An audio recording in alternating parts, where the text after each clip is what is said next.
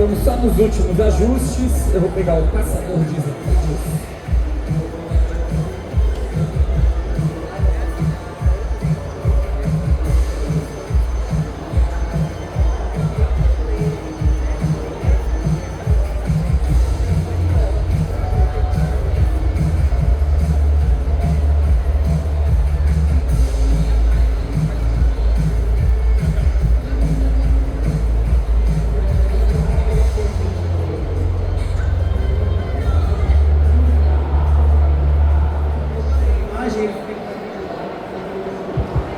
Então, Luiz, seja muito bem-vindo, a palavra é sua.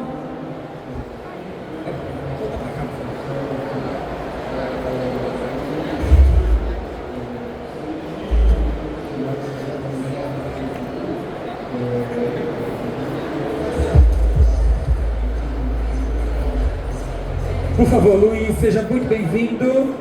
Obrigado. Primeiramente, quero agradecer o convite, né? Muito importante estar aqui hoje, falando de uma área que tem tanto progresso, né?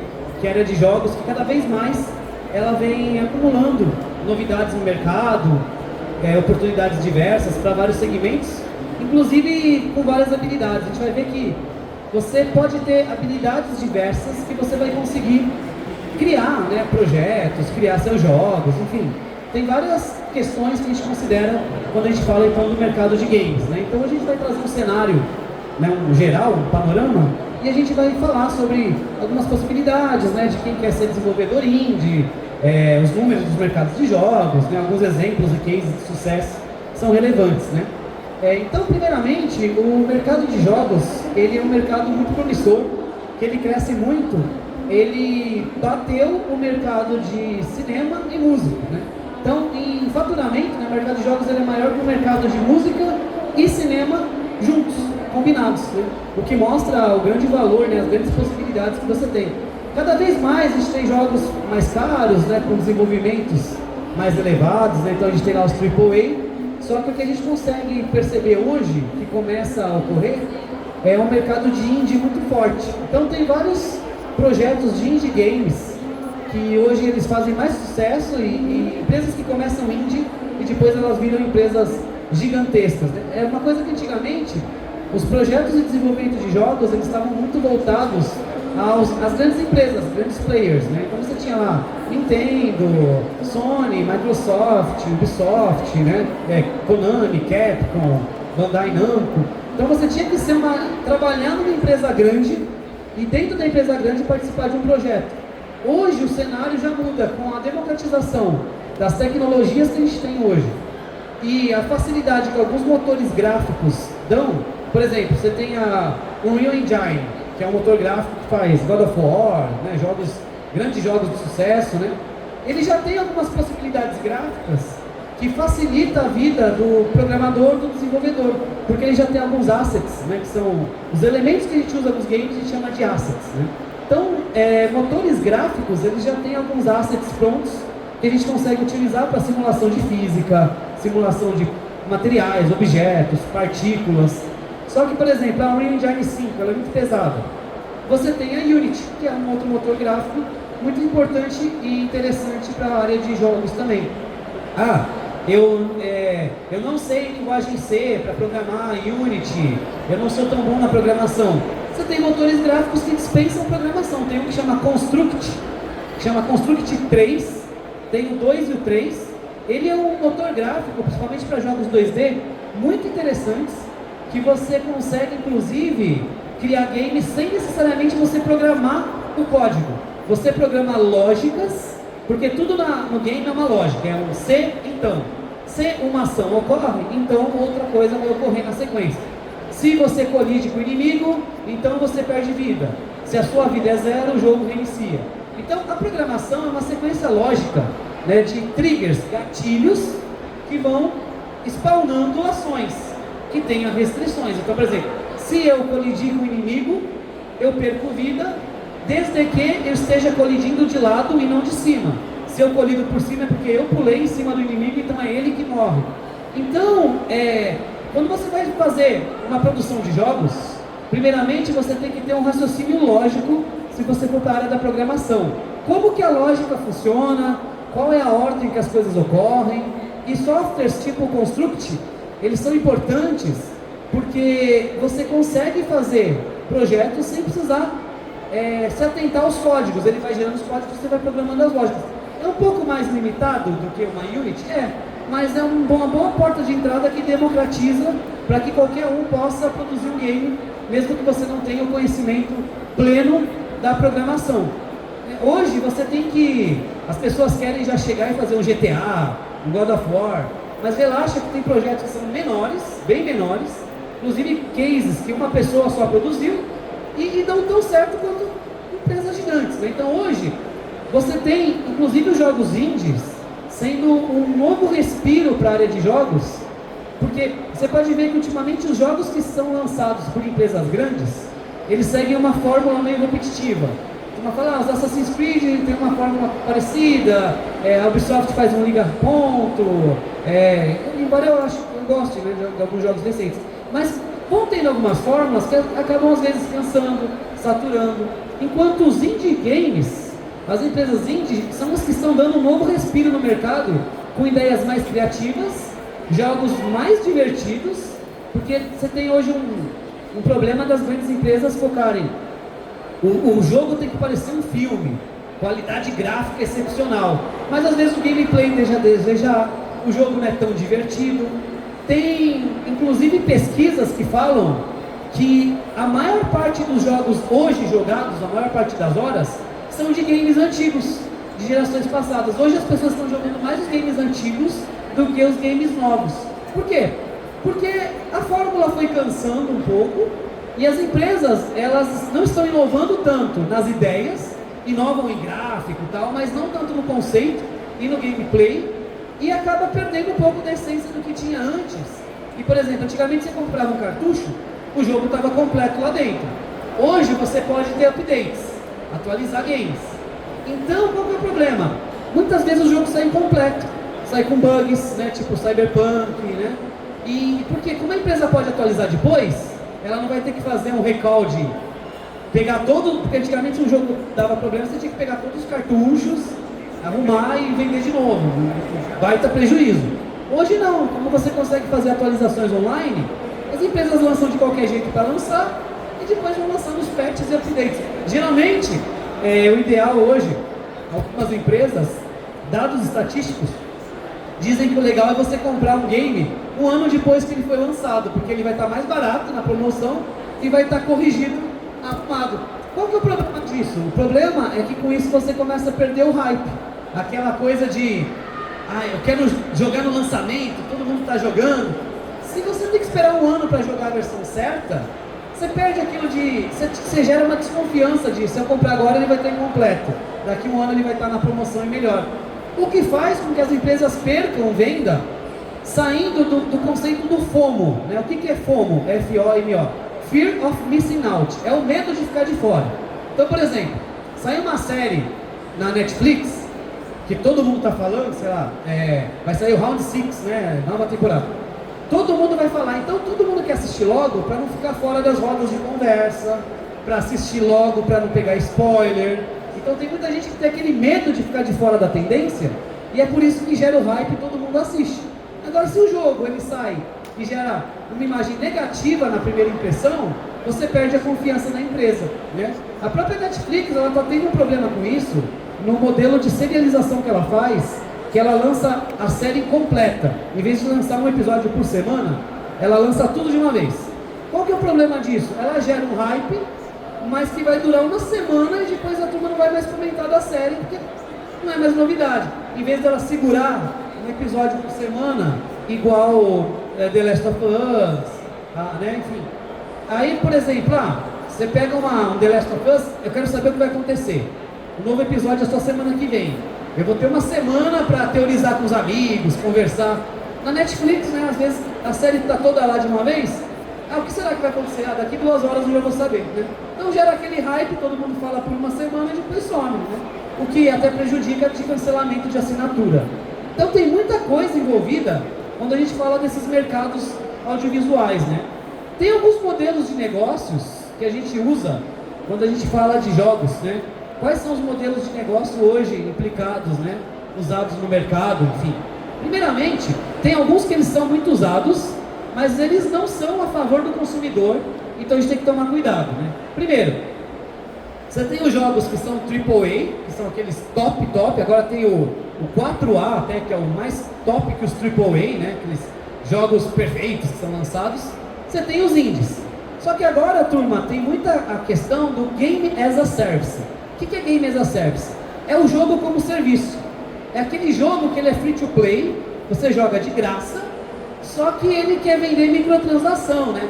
Embora dados estatísticos falam que 60% das horas dos jogadores, ultimamente, sejam focadas em jogos Game as a Service, é um formato que está cansando.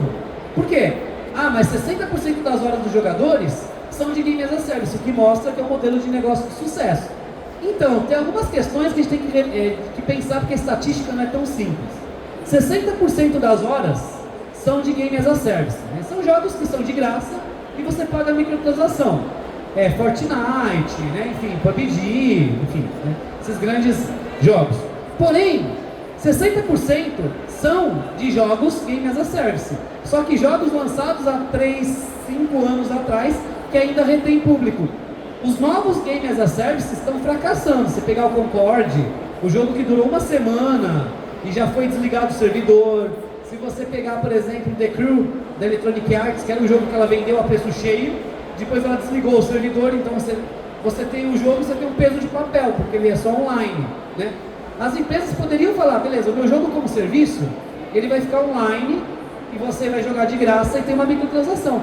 Se você vai desligar o servidor, deixa o jogo offline, sabe? Deixa a pessoa ter a conquista que ela fez, quando possível, mas não desliga, não deleta. Porque hoje a pessoa fala, para que eu vou investir num game, que eu vou comprar skin, microtransação, se daqui um ano, uma semana, um mês, eu não sei quando eles vão desligar, eu vou perder meu investimento. Né? Aquilo, se pagar não é possuir, né? Igual o The Crew, eu paguei, mas o jogo não é meu, porque quando eles desligarem o servidor vai tudo embora, né? Então é um alerta aqui. Todo mundo fala, Games as a Service está dando certo, as empresas estão lucrando muito. Mas as empresas têm muito dinheiro para arriscar. É como se fossem assim, bilionários, que eles estão apostando em corrida de cavalo. Eles podem apostar em 10 cavalos que são falhos. A Sony fez uns 10 Game as a Services que falhou. Só que se um cavalo dá certo, ele dá muito certo. Então qual que é a questão do Game as a Service? É uma loteria. Você vai lançando esses games, vão fracassando. Se um pegar o público, você fica milionário, né? Só que até aí a empresa ela tem que ter um caixa para ir testando. Teve o jogo do Esquadrão Suicida, que foi um fracasso, o dos Avengers. Então hoje a gente vê que esse formato ele já está cansado, embora você vai ver muitas pessoas defendendo como o modelo de sucesso, hoje ele está meio que cansado. Tem os esports, né, que são os esportes online, que movimentam vários eventos, né, de comunidades de esportes, os streamings e os conteúdos, né? Só que você tem que tomar cuidado também, que você tem aquele tipo de jogo que é lançado todo ano, que poderia ser uma atualização, por exemplo, o FIFA, né, que agora mudou de nome. Todo ano lança um novo FIFA. Em vez de eles atualizarem o FIFA com os jogadores do ano, eles lançam outro. Só que a Electronic Arts, ela queria vender skins nesses jogos. E já é provado que o público não está comprando, não está investindo dinheiro em skin, porque ano que vem vai ter outro jogo, meu progresso vai ser perdido porque eu vou começar de novo. Ela não vai atualizar o game de 2024, ela vai lançar um do zero, eu vou ter que fazer a campanha do zero e comprar as coisas de novo. Então cuidado, que às vezes os modelos de negócio de sucesso, eles não são tão de sucesso assim, né? E aí quais são as tecnologias emergentes que a gente pode utilizar hoje que ajuda na construção de um game, né? Você tem o VR, né, que é o AR, então você tem realidade aumentada, realidade virtual. Realidade virtual é quando você tem aquele óculos que você põe e você só enxerga o game. Realidade aumentada é quando ela mescla o real com o digital, né? Então você tem hoje esses novos formatos de tecnologia imersiva, você tem as inteligências artificiais, que você consegue criar NPCs, né, que são os bonecos dos jogos, né, Non-Playable Character, de forma consciente, que os NPCs eles consigam pensar, né, reagir. Então é bem interessante. Então a inteligência artificial, você pode ter mapas gerados de forma mais criativa, você pode ter principalmente inteligência artificial na programação de NPCs, né? Se você pegar, por exemplo, Red Dead Redemption 2, né, Os NPCs são bem inteligentes, que eles têm uma rotina. E se um NPC morre, o outro cobre a rotina dele. É uma programação que ela é desenhada, só que ela é bem complexa. Agora imagina se você potencializar um NPC a nível de IA, né? E aí a gente tem os projetos da gamificação. O que é gamificação? É você usar conceitos de games em ambientes que não são de jogos. Por exemplo, faculdades, estudos. Porque o que é um game? Um game ele tem condição de vitória, condição de derrota. E você pode montar sua skill, sua árvore de habilidades. Um bom game é aquele que quando você joga, você nota que você está evoluindo, que você está melhorando, então você nota uma progressão. Cursos hoje que usam os processos de gamificação têm resultados muito mais importantes nos alunos. Por quê? O aluno vai começar um curso de programação, ele está no nível 1. Se ele notar que conforme ele vai avançando no curso, ele está ganhando novas habilidades, novas skills, e montando a sua árvore, de uma forma que ele tem as condições de vitória e derrota, e ele vê que aquilo tem um processo gamificado de aprendizado, ele vai absorver melhor e entender a curva de aprendizado dele, o que ele hoje consegue fazer que ele não conseguia, quais são as habilidades novas que hoje ele desempenha. Lembrando que você não precisa fazer um game sozinho. Meus alunos de jogos, por exemplo, eu queria fazer games, mas eu sei desenhar, não sei programar. Beleza, você vai fazer o design, acha um programador. Eu sei programar, mas não sei desenhar. Acha um designer e faz a programação.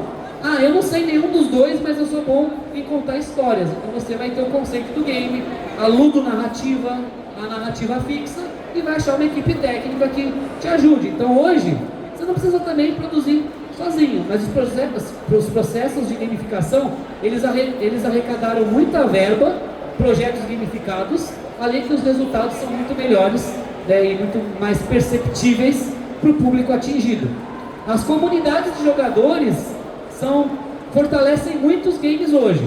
Tem muito game indie que viraliza porque um youtuber grande fez um react, tipo Flappy Bird, né? Você tinha aquela época que as pessoas querem ver o youtuber passar raiva, né? Então aqueles jogos impossíveis, trolls difíceis, eram os que faziam sucesso porque o youtuber reagia, a turma gostava de ver o cara sofrendo lá, e aí baixava o jogo, até que o Flappy Bird estourou por causa disso, né? Então as comunidades de games hoje são muito importantes para a manutenção do projeto, né? Então você tem o Discord, a Twitch, os streamers. Então as empresas, elas têm que respeitar e têm que ouvir as comunidades, porque são elas que são a fanbase que dá esse ecossistema colaborativo da empresa de jogos. Então não tem como falar de games e desassociar da comunidade gamer, porque é ela que mantém não só a compra, mas a vida útil, né, do produto. Quais são desafios e oportunidades que existem nos projetos de jogos, né? Então você tem alta competitividade do mercado. Beleza, hoje é mais fácil as pessoas fazerem games, você tem mais empresas indie, mas você também tem mais escolhas para o jogador. Então, como que você vai fazer ele escolher o seu dentre tantas oportunidades? É igual, antigamente você tinha TV aberta, você via lá Globo, SBT e tal. Hoje você tem streamings que tem milhares de conteúdos, né? Como que você vai fazer a sua série ser escolhida entre tantas opções? Hoje você tem o Game Pass, que você pode ter catálogo online, você tem o serviço da PlayStation, você tem da Nintendo, né? Então tem competitividade, mas uma vantagem é a redução das barreiras. Você tem hoje o Steam, que você pode, pela Greenlight, lançar um game indie, e qualquer um hoje pode ser uma empresa de desenvolvimento, né? Você não precisa trabalhar para grande player, você pode ser uma, e futuramente você pode até ser absorvido. A Sony está negociando, a empresa que fez o PowerWord, a Microsoft comprou vários estúdios recentemente, né? E aí a gente tem que ter a inovação e o marketing eficaz, porque não adianta um projeto bom não ser comunicado. Muitas vezes você tem mais projetos, se o projeto ele não é tão bom, mas ele é muito divulgado, às vezes até ele pode dar mais certo do que um projeto bom que ninguém conhece, né? São aquelas pérolas escondidas.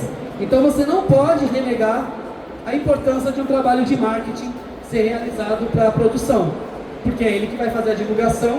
Tem muitos projetos bons que acabam não vendo a luz do dia ou não chegando ao público porque eles não trabalharam de forma eficaz e eficiente a divulgação, o marketing, ou comunicar errado.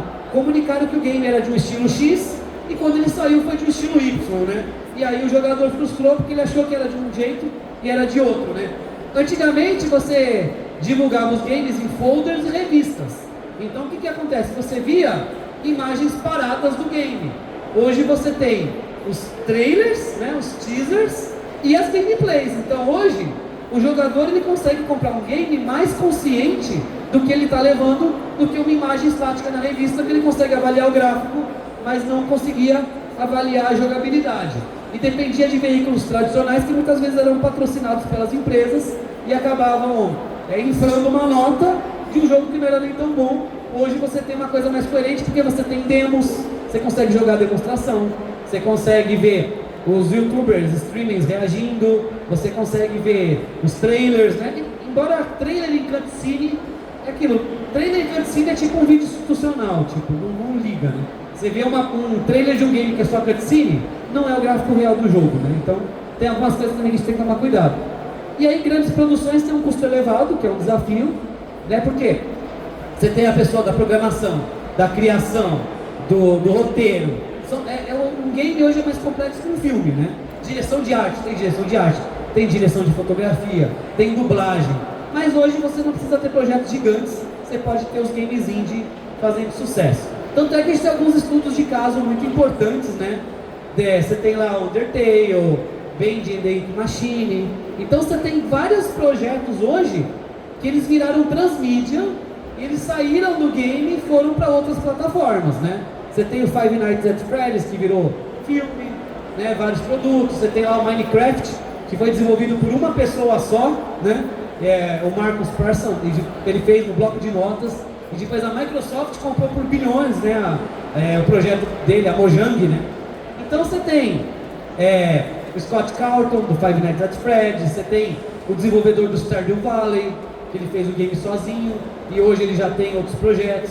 Então, você tem muitas marcas que, se você jogar hoje algum desses personagens, né, que a gente mostrou aqui, eles são tão queridos, reconhecidos, quanto se você jogar...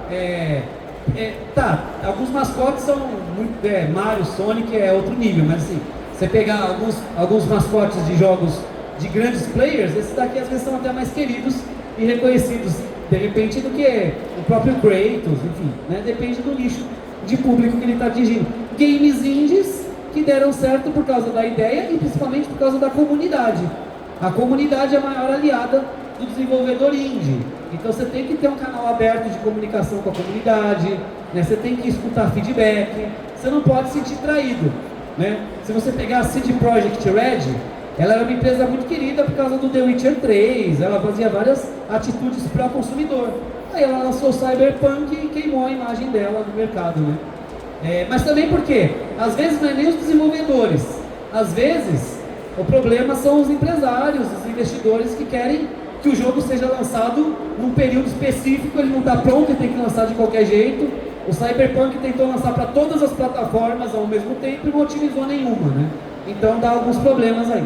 E hoje a indústria nacional de jogos, ela está muito valorizada. Então, por exemplo, jogos grandes como Celeste, você tem desenvolvedor brasileiro, ilustrador brasileiro envolvido no projeto. Sem falar de projetos que são totalmente nacionais. O Pocket Bravery, que ele concorreu como o melhor jogo de luta no Game Awards, junto com o Street Fighter 6, né, um jogo 2D nacional, né, está no The Game Awards, recebendo vários méritos, né. Você tem a Lenda do Herói, que é um jogo meio que musical, Bagdex, né, que é o Pokémon do Brasil, né. Os brasileiros estão sendo muito vistos no mercado de jogos, e a gente vê, aqui são alguns exemplos de tantos outros que a gente poderia, não só brasileiros que têm os projetos próprios, mas brasileiros que participaram de projetos grandes. Tem muito brasileiro envolvido no God of War, por exemplo, né? Celeste, a maior parte do desenvolvimento criativo é de um brasileiro, né? E os brasileiros, eles estão hoje no mercado de tecnologia. O CEO da Qualcomm, que faz os processadores Snapdragon, é brasileiro, né? Então o Brasil hoje ele está tendo uma visão muito legal no cenário de games, o que já é uma cartada, porque se você faz muito jogo de sucesso, quando lança um jogo brasileiro, você já tem a impressão de, pô, é brasileiro, eles fazem bem feito. Então é legal que o Brasil já foi o terceiro maior consumidor de game no mundo, né? Depois ficou em quinto. E agora ele é produtor também, né? Ele está ganhando muitos prêmios. Então isso é bom trazer um reconhecimento porque facilita a assinatura de jogos indies nacionais, né? Isso é uma coisa muito importante para a gente relevar. Então, se a gente pegar, por exemplo, projetos spin-offs, às vezes eles fazem mais sucesso do que projetos, né, que são os jogos AAA. Se pegar o Pokémon GO, por exemplo, Pokémon é a maior franquia pop do mundo e veio dos games, né? A maior franquia Pokémon bate qualquer coisa, Harry Potter, Barbie, né? Pokémon ele lucra muito mais e começou nos games, o que mostra a importância, né? Então, quando você pega, por exemplo, o Pokémon GO, bateu recordes de downloads na Play Store, foi uma tecnologia do estúdio lá da Niantic, ele fez a realidade aumentada, né? Até hoje, embora tenha passado um pouco a febre, né? Bastante, mas até hoje tem muitos jogadores, uma comunidade ativa, né? O que mostra a importância da gente conseguir deixar uma comunidade bem forte, bem unida, né? Teve alguns problemas de comunicação com a comunidade ao longo do tempo, mas a gente vê quando você lança um projeto diferente, né? Óbvio que para o marketing eles investiram milhões, mas se a ideia é legal e gera uma comunidade, os jogos indie comprovam que, mesmo que não tenha milhões no desenvolvimento e milhões no marketing, quando o Pokémon GO saiu, ele não tinha tanto recurso e mecânica, mas ele foi lançado e atingiu uma comunidade, óbvio, pelo nome Pokémon, né, que é forte, mas o que mostra que um produto de um game hoje ganha força, né? Por exemplo, tentaram fazer o do Harry Potter e já não deu certo. Embora Harry Potter seja grande, não é tão grande quanto o Pokémon. Um veio dos livros, que virou filme, e outro veio dos jogos, que virou também transmídia. E os dos jogos às vezes tem mais importância, mais valor, né? E aí a gente tem tendências futuras no mercado de games, né? Qual que vai ser avançar a partir daí? Só que assim, quando a gente fala de tendências, que a gente fala de algumas tendências tecnológicas que o mercado de games tem, a gente não precisa se atentar à complexidade. A tecnologia vem para facilitar, ela permite que coisas mais complexas sejam feitas, mas não é porque algo é muito complexo porque ele é melhor. A grande fórmula é o simples bem feito. O simples bem feito sempre vai ganhar do complexo feito nas coxas, né? Então, o que são algumas tecnologias? Você tem o metaverso, são os mundos digitais integrados, né, que é uma coisa que está em estudo. Aí você tem os blockchains e NFT em jogos, e aí eu coloco alerta porque tem muita empresa fazendo NFT em jogos, mas não é uma atitude para o consumidor, porque NFT é um token, né? NFT, Non-Fungible Token, é uma forma de gerar escassez online, né? Você faz o seu game e você tem que comprar lá, fazer a loot box que vem um bichinho. Esse bichinho valoriza no mercado e você vende. É quase uma bolsa de valores de jogos, né? Tem jogos, assim, a gente não pode ignorar que teve essa tendência, por isso que eu coloquei aqui, mas não é uma tendência pro gamer. Eu acho que ela é nociva para o mercado de jogos, porque aí a questão não é o jogo, é a loteria. Você está sorteando um bichinho lá que você vai vender, mas você não está se divertindo no processo, então é um cassino online. Então a gente tem que tomar cuidado com a questão dos NFTs. É um alerta, mas não é algo bem visto pela comunidade gamer. Pode ver, todas as empresas que tentaram colocar o sistema de NFT tiveram que tirar depois, né? Embora ainda seja uma tendência, eu acredito que isso vai ter uma vida útil curta. Gera renda? Gera renda se engajar o público, mas se o público é contra, você vai começar a bater de frente com quem está te mantendo. Então o consumidor sempre é o que manda no final, embora as empresas às vezes demorem para perceber isso, ou o que também prejudica é fanboy, né? O cara que, independente do que a empresa faça, ele vai elogiar. Então assim, você tem que ser crítico. Se você gosta de uma empresa, você gosta de uma franquia, você precisa ser chato nos detalhes, mas você também não pode engolir qualquer coisa. Se a empresa lança um jogo todo bugado, tipo o Pokémon lá, o Scarlet Violet, e você ignora e fala que é perfeito, você só está diminuindo o produto que você recebe, incentivando que a empresa possa fazer qualquer coisa mal feita, porque no final vende é o que importa, né? Então os consumidores têm que se posicionar, têm que fazer boicote. Tipo, todo mundo está tendo problema, ninguém vai comprar até a empresa arrumar, né? Então você tem que, é você que está pagando. Eles não estão te dando um presente nem um favor, é você que está mantendo eles. Então é o consumidor que tem que ser coerente, se unir e parar com essas brigas de é o sonista, o caixista, o nintendista. O que importa é o mercado de jogos, é a diversão e entretenimento, independente da plataforma que você tenha. Sempre pressionando, né? E outra, se você gosta de uma plataforma e você ofende, denigre a outra sem coerência, você está diminuindo a sua mensagem, né? O que vai dar problema quando você for executar ela.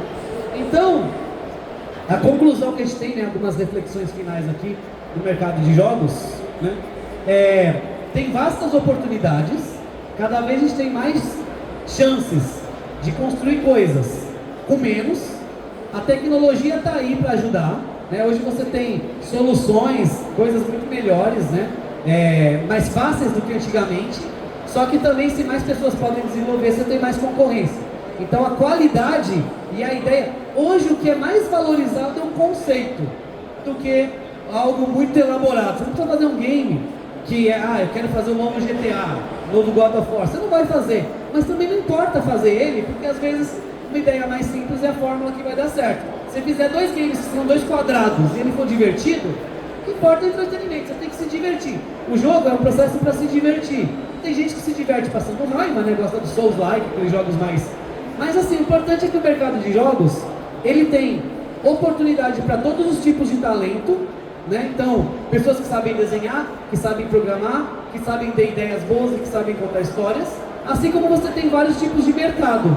O mercado do cara mais casual, o Wii é o exemplo da Nintendo para mais família, casual, a Nintendo já é uma empresa mais família, aí você tem a Sony, Xbox, que já são mais os hardcore, tem os projetos do Kojima, para quem gosta de viajar, tem umas coisas diferentes, jogos que parecem mais um filme interativo, você tem aqueles jogos mais de ação. Então você tem vários tipos de oportunidades para todos os tipos de talento e você tem jogos para vários tipos de consumidores, né? E aí o que acontece? Tem que manter o incentivo ao empreendedorismo no setor e principalmente a inovação, a criatividade tem que ser constante, porque é ela que vai ditar as tendências de mercado, né? Então, turma, eu agradeço aí a oportunidade, tá? Eu estou deixando aí o meu site, temos os meus contatos dele, para quem quiser falar, quem quiser futuramente. Eu vou deixar também a imagem dos cursos do Cult SP, eles vão colocar lá pra gente, que é um projeto bem interessante também, que a gente vai divulgar aqui, os cursos e treinamentos. Tem um QR Code que vocês conseguem acessar, que eles vão colocar aqui na tela, né, dos cursos e dos projetos, é bem importante. E a gente tem que incentivar, valorizar projetos assim, porque eles são para equipe técnica, para quem é produtor, para quem é desenvolvedor ou para quem é consumidor. Você está fomentando o projeto de jogos nacional, você está fomentando novas oportunidades, né? Você está criando coisas novas, ainda mais no mercado indie e no Brasil, que é tão vasto e grande. Muito obrigado. Muito obrigada. Bom, queria agradecer ao Luiz, ao Luciano, ao pessoal da Cult SP Pro por oferecer esse conteúdo aqui no nosso espaço, no Play Games. A gente tem uma lembrancinha também para vocês, o Thiago vai pegar daqui a pouco. Obrigado. Muito obrigada. Temos dúvidas, pessoal? Tá. O Ronaldo, ele é nosso habitué aqui. Todos os dias ele tá. Roberto. Fidelizou. Eu tenho uma pergunta, mas antes eu queria complementar uma coisa que você falou. Os games antigamente eles eram lançados com cartucho, e aí, por exemplo, se viesse bugado, você teria que recolher não sei o quê. Mas com a chegada do digital, isso tornou um problema. Pode lançar de qualquer jeito. Porque você pode lançar de qualquer jeito e depois você pode corrigir. E isso também, os games hoje em dia, antigamente você lançava o jogo e acabou, tá lançado, pronto. Você podia desenvolver outros jogos. Hoje em dia você lança o game, você não pode desenvolver outros jogos porque você tem que trabalhar atualizações e DLC e tudo mais. Mas isso é por outro lado bom, porque o COD, por exemplo, ele não existiria se não fosse isso, porque todo ano ele lança, mas no meio do ano, por exemplo, está lançando um mapa novo. Então não seria possível. Exatamente. Principalmente os mobile, né? Subway Surfers tem até hoje atualizações, é o mais baixado, né? Sim. E a minha pergunta é a seguinte: você falou sobre tendências, né? Eu queria saber a sua opinião sobre Assim, por exemplo, eu vejo que hoje falta jogos pra gente jogar com a família, por exemplo, ou com os amigos em casa. Porque hoje em dia tem muito jogo que você joga, eu vou jogar com meu amigo, mas ele é lá de não sei da onde, porque é tudo online. E inclusive teve um jogo da Sony que fez o maior sucesso, que eu não vou lembrar o nome, que é o do casal que briga lá e você controla os dois filhos, eu não sei o que é. Você tem que... Heavy Rain? Eu acho. E o menino é sequestrado? Não, é um casal que briga e aí você tem que trabalhar em equipe com a outra pessoa para juntar o casal de novo para ir em busca do casamento. Então esse jogo fez o maior sucesso. E aí eu vejo que, por exemplo, se fizesse mais.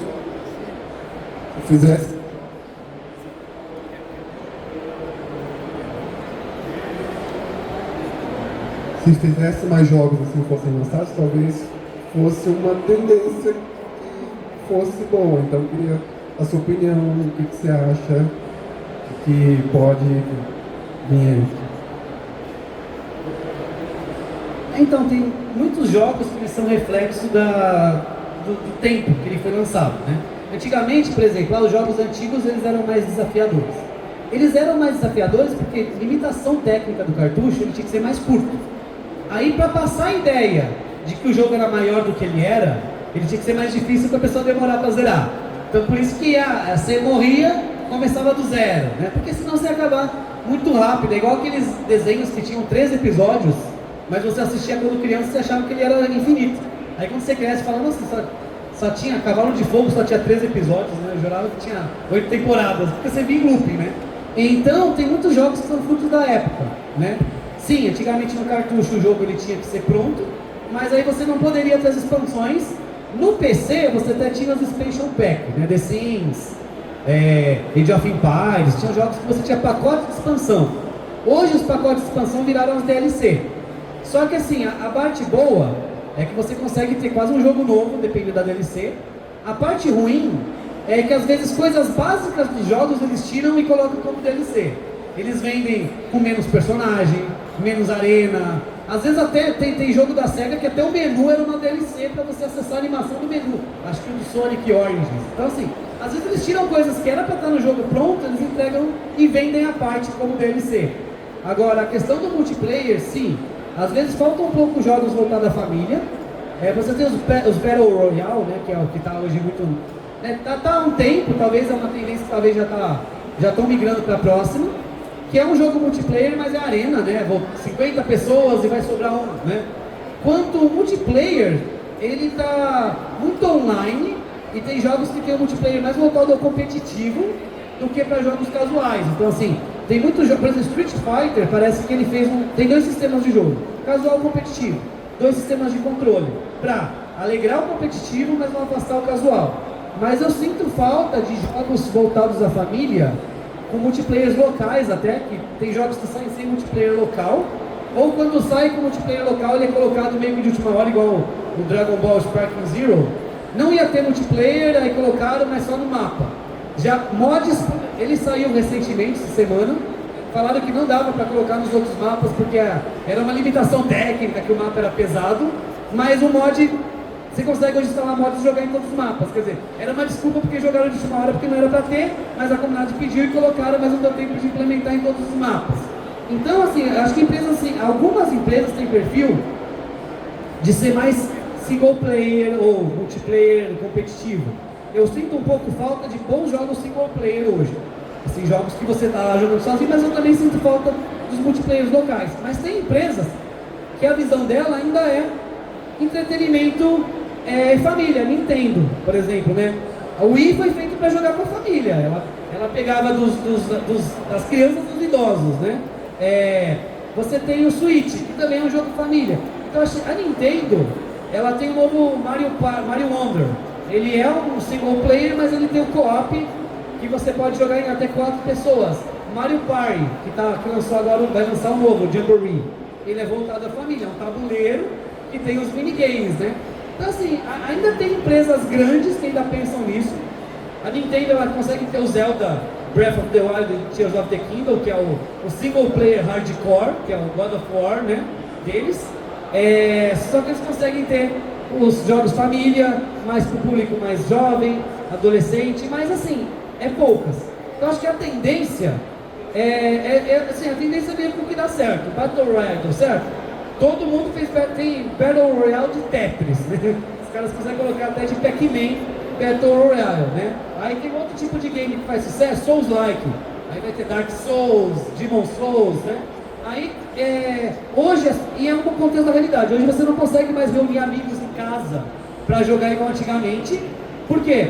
Hoje você tem internet, isso pode ser online, e você não tem mais as locadoras de games, porque antigamente as pessoas iam jogar nas locadoras, nas lan houses.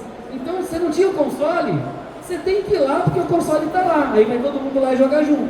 Hoje você não precisa nem ter um console, porque você tem a Game Pass que você joga em qualquer lugar via streaming, né?